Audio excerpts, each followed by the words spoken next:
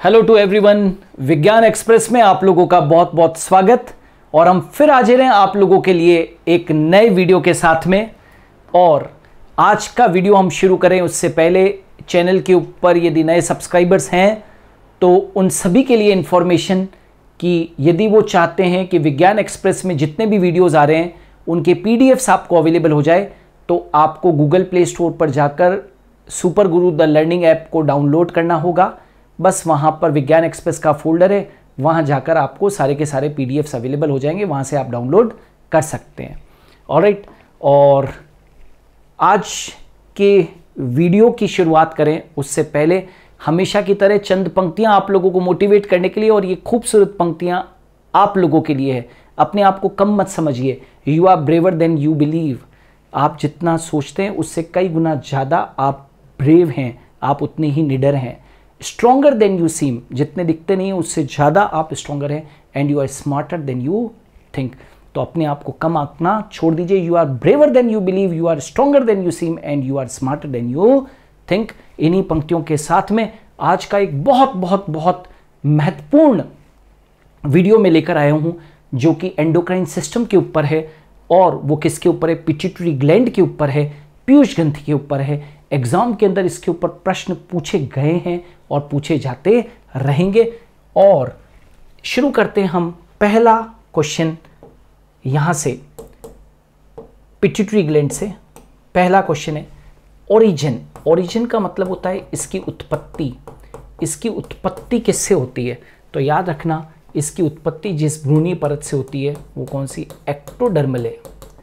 Ectodermal का मतलब होता है इसकी उत्पत्ति भ्रूण की एक्टोडर्म परत से होती है। इसकी उत्पत्ति भ्रूण की एक्टोडर्म परत से होती है। It is ectodermal in origin. Location, इसकी स्थिति क्या है? तो ये एक स्फिनोइड बोन होती है, उसमें सेला टर्सिका नाम की खांच में पाई जाती है। Found in sella turcica of sphenoid bone. समझने की कोशिश कीजिएगा। राइट, स्कल के अंदर एक बोन होती है, स्फिनोइड बोन। स्कल के अंदर एक बोन है जिसका नाम है स्फिनोइड बोन। उस स्फिनोइड बोन के अंदर एक खांच होती है, एक डिप्रेशन होता है, राइट, जिसका कि नाम है सेला टर्सिका। बस वहां पर ये प्रेजेंट होती है। Found in sella turcica of sphenoid bone. Sphenoid, skull के अंदर मिलने वाली एक अस्थि जिसका कि नाम है स्फिनोइड बोन। उस स्फिनोइड बोन के अंदर एक डिप्रेशन होता है जिसका कि नाम है सेला टर्सिका। बस उस सेला टर्सिका नाम के डिप्रेशन के अंदर ही क्या पाई जाती है? ये पिट्यूटरी ग्लैंड यानी कि पीयूष ग्रंथि पाई जाती है। Dwarfism due to defect of pituitary. ये जो बोनापन है पीयूष ग्रंथि के कारण, पीयूष ग्रंथि में डिफेक्ट के कारण, पीयूष ग्रंथि में डिफेक्ट के कारण उत्पन्न बोनेपन को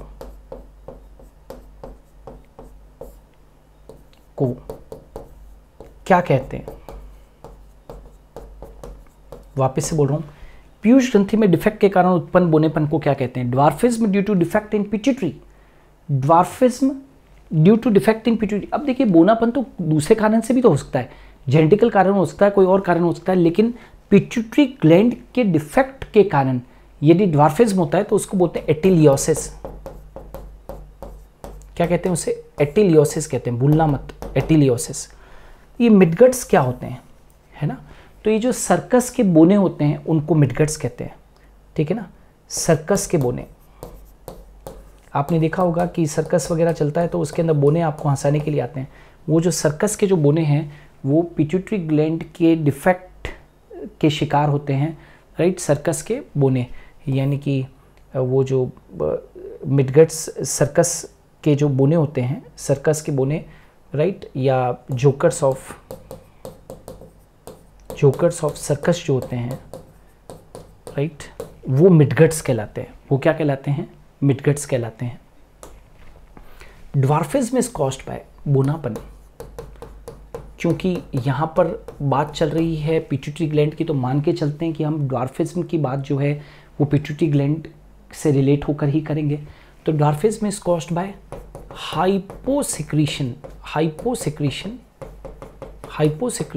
ऑफ जीएच, है ना, हाइपोसेक्रीशन ऑफ जीएच मतलब जीएच ग्रोथ हार्मोन के अल्प स्त्रावन से, ग्रोथ हार्मोन के अल्प स्त्रावन से, ग्रोथ हार्मोन के अल्प स्त्रावन से ड्वार्फिज्म होता है, ग्रोथ हार्मोन के अल्प स्त्रावन से। Hyposecretion of GH causes dwarfism, right. Simmonds disease caused by, वापस से वही चीज, hyposecretion of GH in adults, hyposecretion of GH in adults, है ना, मतलब वयस्कों में जीएच के अल्प स्त्रावन, जीएच के अल्प स्त्रावन से क्या होता है, ये रोग होता है साइमंड्स डिजीज। इसमें क्या होता है, प्रीमेच्योर एजिंग हो जाती है, प्रीमेच्योर एजिंग यानी कि समय के पहले बुढ़ापा, समय के पहले बुढ़ापा, समय के पहले बुढ़ापा, प्रीमेच्योर एजिंग हो जाती है। और साथ के साथ जो पेशेंट होता है वो बहुत बहुत थिन, पतला हो जाता है, बहुत बहुत पतला हो जाता है। जाइजेंटिज्म कॉज्ड बाय, जाइजेंटिज्म महाकायता, राइट। जाइजेंटिज्म को हिंदी में क्या कहते हैं, महाकायता, है ना, महाकायता, जिजेंटिज्म। इसमें क्या होता है, जिजेंटिज्म में क्या होता है, extraordinary tall, extraordinary व्यक्ति जो होता है वो एक्स्ट्रा ऑर्डिनरी क्या हो जाता है, टॉल हो जाता है, एक्स्ट्रा ऑर्डिनरी टॉल हो जाता है, राइट। और एक्स्ट्रा ऑर्डिनरी टॉल हो जाता है तो उसको हम क्या कहते हैं, जाइजेंटिज्म कहते हैं। और ये किसके कारण होता है, किसके कारण होता है, तो hyper secretion of GH, hyper secretion of GH. Hyper secretion का मतलब क्या होता है, अतिस्रावन, राइट। जब जीएच का बहुत ज़्यादा अतिस्रावन हो जाता है तो महाकायता रोग उत्पन्न होता है। एक्रोमेगेली को हिंदी में बोलते हैं अग्राती कायता, है ना, अग्राती कायता। इसमें क्या हो जाता है, जो बोन्स बड़ी हो जाती है, जो bones become big in size, जो बोन्स होती है वो बढ़ जाती है, बहुत ज़्यादा बढ़ जाती है।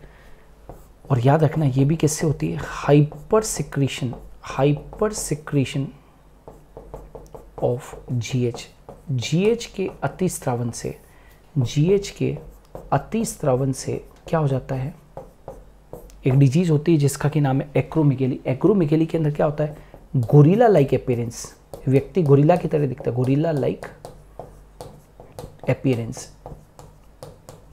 अब सोचो कि व्यक्ति गोरिल्ला जैसा हो जाए तो क्या होगा, है ना, तो गोरिल्ला लाइक अपीयरेंस होती है एक्रोमेगेली के अंदर। और role of LH in female, LH तो सब जानते हैं, ल्यूटिनाइजिंग हार्मोन। तो role of LH in female, तो फीमेल में इसका क्या रोल होता है, ओव्यूलेशन को प्रेरित करना,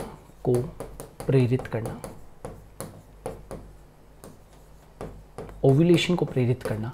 ओव्यूलेशन का मतलब क्या होता है, अंडोत्सर्ग, है ना, प्रमोट्स ओव्यूलेशन। ये क्या करता है, ओव्यूलेशन को प्रमोट करता है। और role of LH in male, पहली बात तो in male it is called as ICSH। ICSH का मतलब क्या होता है बेटा, interstitial cell stimulating hormone, interstitial cell stimulating hormone. और role of LH in male, तो मेल के अंदर इसका रोल क्या है, तो it stimulates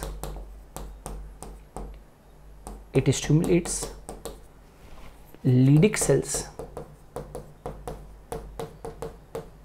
sales to secrete, it stimulates Leydig cells to secrete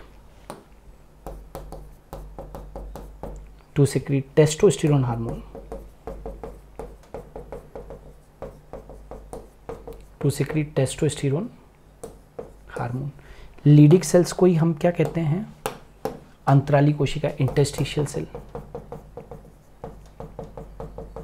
interstitial cell कहते हैं, अंतराली कोशिका कहते हैं। तो role of LH in male, भाई मेल के अंदर इसको आईसीएसएच का है, जैसा कि नाम शो कर रहा है, इंटरस्टिशियल सेल स्टिमुलेटिंग हार्मोन, अंतराली कोशिका प्रेरक हार्मोन। मतलब ये हुआ कि ये एक ऐसा हार्मोन है जो कि अंतराली कोशिकाओं, इंटरस्टिशियल सेल या लीडिंग सेल्स को स्टिमुलेट करता है ताकि वो टेस्टोस्टेरोन हार्मोन का क्या कर सके, सिक्रीशन कर सके। तो ये रोल याद रखना। अब आ जाते हैं function of FSH in female. FSH का रोल क्या होता है, तो it helps in formation of Graafian follicle, formation of Graafian follicle, help in formation of Graafian follicle, formation of Graafian follicle, Graafian पुट्टिका के निर्माण में मदद, ग्राफिन पुट्टिका के निर्माण में मदद, ग्राफिन पुट्टिका के निर्माण में मदद। Function of FSH in male, male के अंदर एफएसएच का रोल क्या है, एफएसएच का फुल फॉर्म तो जानते हो भैया, follicle stimulating hormone, follicle stimulating hormone, ठीक है। फंक्शंस ऑफ एफएसएच, तो एफएसएच का फंक्शन क्या है, स्पर्मेटोजेनेसिस, स्पर्मेटोजेनेसिस, शुक्र जनन में मदद, शुक्र जनन की क्रिया में मदद, शुक्र जनन की क्रिया में मदद। Function of FSH in male, spermatogenesis. Gonadotropin hormone कौन होते हैं, गोनेडोट्रोपिन का मतलब होता है जनद हार्मोन, जनदों से रिलेटेड हार्मोन। तो गोनेडोट्रोपिन हार्मोन्स दो हैं, एफएसएच एंड एलएच, एलएच और एफएसएच, फॉलिकल स्टिमुलेटिंग हार्मोन, पुट्टिका प्रेरक हार्मोन व ल्यूटिनाइजिंग हार्मोन। ये क्या चीज़ है, गोनेडोट्रोपिक हार्मोन है। Why FSH and LH are called a synergistic hormone. Synergistic का मतलब होता है कि दो हार्मोन साथ में क्रिया करते हैं, है ना, क्योंकि ये साथ साथ क्रिया करते हैं, ठीक है। एज दे क्या कहा, एज दे वर्क टुगेदर, क्योंकि ये टुगेदर वर्क करते हैं, ये साथ साथ क्रिया करते हैं, इसलिए इनको सिनर्जिस्टिक हार्मोन कहते हैं। साथ साथ क्रिया, जब भी काम करेंगे जोड़े के साथ में काम करेंगे। और रोल ऑफ एफएसएच हार्मोन, तो ये क्या करता है, it scatter melanin granules and darkens the color, darkens the skin color। वापस से बोलूँ, ये मेलेनिन कणिकाओं को बिखरा देते हैं, ये मेलेनिन कणिकाओं को क्या कर देते हैं, स्कैटर कर देते हैं। ये मेलेनिन कणिकाओं को स्कैटर कर देते हैं, जिससे त्वचा का रंग गहरा हो जाता है, जिससे त्वचा का रंग क्या हो जाता है, गहरा हो जाता है। ये मेलेनिन कणिकाओं को छितरा देते हैं, स्कैटर कर देते हैं, जिससे स्किन कलर क्या हो जाता है, डार्क हो जाता है। Who synthesise oxytocin in ADH hormone, तो कौन, हाइपोथैलेमस। कई लोग सोचते हैं कि पिट्यूटरी ग्लैंड का जो पोस्टीरियर लोब है वो इनको बनाता होगा, गलत है। हाइपोथैलेमस का क्या, सुप्रा optic nucleus plus paraventricular nucleus, paraventricular nucleus. Hypothalamus का सुप्रा ऑप्टिक न्यूक्लियस वो पैरावेंट्रिकुलर न्यूक्लियस, सुप्रा ऑप्टिक न्यूक्लियस व पैरावेंट्रिकुलर न्यूक्लियस सिंथेसाइज करता है ऑक्सीटोसिन और एडीएच हार्मोन, दोनों ही बहुत महत्वपूर्ण है। Hyposecretion of ADH causes, ADH यदि कम हो जाएगा तो शरीर से पानी की मात्रा ज़्यादा बाहर निकलेगी, तो एक डिजीज़ हो जाएगी diabetes insipidus, diabetes diabetes insipidus. मैं फिर आप लोगों को रोक कर टोंक कर बता दूं, मैं डायबिटीज़ मेलिटस की बात नहीं कर रहा हूँ, मैं मधुमेह रोग की या शुगर की बात नहीं कर रहा हूँ। एडीएच की कमी होने पर डायबिटीज़ इंसिपिडस हो जाता है, जिसके लक्षण डायबिटीज़ जैसे होते हैं, इसलिए डायबिटीज़ इंसिपिडस कहते हैं। Hormone responsible for milk formation, milk के फॉर्मेशन में कौन सा हार्मोन हेल्प करता है? प्रोलैक्टिन। मिल्क फॉर्मेशन पूछ रहे हैं तो प्रोलैक्टिन। और मिल्क लेट डाउन हार्मोन, या इसको हम मिल्क इजेक्शन हार्मोन भी कह सकते हैं। मिल्क इजेक्शन हार्मोन या दुग्ध स्रावी हार्मोन, माता के स्तनों से दूध को बाहर लाने वाला हार्मोन कौन है? तो ऑक्सीटोसिन। बाहर लाने वाला कौन है? ऑक्सीटोसिन है। और पार्चुरेशन हार्मोन मतलब प्रसव हार्मोन, राइट, प्रसव करवाने वाला हार्मोन, आप इसको क्विक बर्थ हार्मोन भी कह सकते हो। क्विक बर्थ हार्मोन कौन है? क्विक बर्थ हार्मोन या प्रसव करवाने वाला हार्मोन या पार्चुरेशन हार्मोन कौन सा है? तो वो भी कौन सा है? ऑक्सीटोसिन है। वो भी कौन सा है भैया? ऑक्सीटोसिन है। ठीक है। Intake of which substances decreases secretion of ADH, आप ऐसे कौन से पदार्थों का सेवन करते हैं जिसकी वजह से आपके शरीर के अंदर एडीएच का लेवल कम हो जाता है? तो डाईयूरेटिक सब्सटेंसेस। डाईयूरेटिक सब्सटेंसेस, आप यदि डाईयूरेटिक पदार्थों का सेवन ज़्यादा करेंगे, डाईयूरेटिक सब्सटेंसेस का ज़्यादा सेवन करेंगे तो आपके अंदर एडीएच की मात्रा क्या हो जाएगी? कम। जैसे कि चाय, जैसे कि कॉफ़ी और जैसे कि एल्कोहलिक ड्रिंक्स। ठीक है, ये सब डायूरेटिक सब्सटेंस है। ठीक है ना। हमारी बायोलॉजी कहती है कि चाय, कॉफ़ी, अल्कोहल ड्रिंक्स ये शरीर के लिए घातक है। अब वो बात अलग है कि आपकी नींद चाय के बिना नहीं उड़ती है, ठीक है ना, लेकिन चाय कम घातक है, कॉफ़ी उससे ज़्यादा घातक है, और उससे ज़्यादा घातक जो है वो अल्कोहलिक ड्रिंक्स है। चाय एक आधा कप पी लीजिए, कॉफ़ी सप्ताह में एक बार पी लीजिए, अल्कोहल कभी भी नहीं। ठीक है। Other name of MSH, MSH का मेलेनोसाइट स्टिमुलेटिंग हार्मोन का दूसरा नाम, एमएसएच का फुल फॉर्म क्या है? मेलेनोसाइट स्टिमुलेटिंग हार्मोन का दूसरा नाम कौन सा है? दूसरा नाम कौन सा? अदर नेम ऑफ एमएसएच, तो उसको बोलते हैं इंटरमीडिन। इसको हम क्या बोलते हैं? इंटरमीडिन कहते हैं। Name the anterior and posterior lobe of pituitary gland, तो एंटीरियर लोब कौन सा है? एंटीरियर लोब तो कौन सा है भाई? एडिनोहाइपोफाइसिस।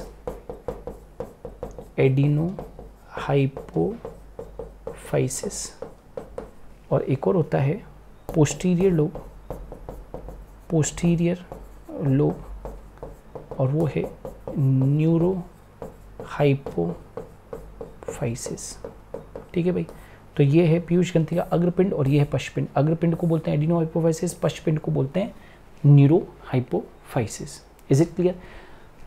तो स्टूडेंट्स, ये थे पिट्यूटरी ग्लैंड के ऊपर कुछ महत्वपूर्ण प्रश्न। इनको अपने दिमाग में, दिल में बिठा लीजिए। कुछ इसी तरीके के प्रश्न एग्ज़ाम में पूछे जाते हैं। और हाँ, हम लोग लगातार आप लोगों के लिए वीडियोस लेकर आ रहे हैं। होप सो आप लोग अपने नॉलेज को इन्हेंस कर रहे होंगे इन वीडियो से। आप लोगों को वीडियोस कैसे लग रहे हैं कमेंट सेक्शन के अंदर ज़रूर बताइए। और हाँ, यदि आप लोग किसी पर्टिकुलर टॉपिक के ऊपर आप वीडियो चाहते हैं तो वो भी लिखिए कमेंट सेक्शन के अंदर। मैं कोशिश करूँगा कि आप लोगों के लिए उसके ऊपर वीडियोस लेकर आऊँ। सो आज के लिए इतना ही। धन्यवाद।